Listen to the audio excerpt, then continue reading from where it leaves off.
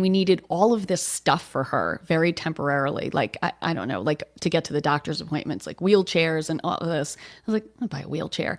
So there are organizations where you can borrow a wheelchair. So I needed it. I needed it for 2 doctor's appointments. So I borrowed the wheelchair from a local nonprofit. That's their service, is that so you don't have to spend $1,000 on a wheelchair. And when I brought the wheelchair back, I made a very nice donation in return for it. But you can use the help of a nonprofit for all sorts of things. And that's, like I said, a silly example. No, but I think people are using the service. To your point, I think people are using service. They probably don't even realize that it's from a nonprofit. Yeah.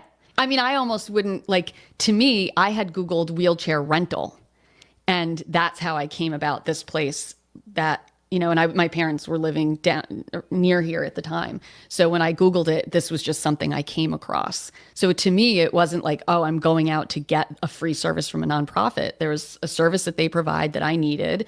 And then when I found out what they do, which is really incredible, because a lot of people don't have insurance to cover all of these different, like when you have something like that, you need a seat for the shower, you need all sorts of tools for walking. There's so much stuff that can happen.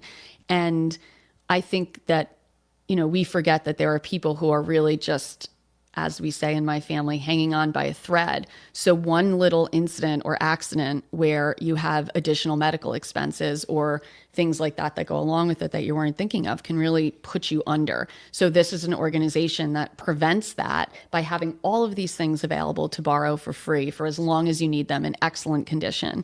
And then you don't have to worry about this thing tanking like your only money for groceries for the month. You have this instead. So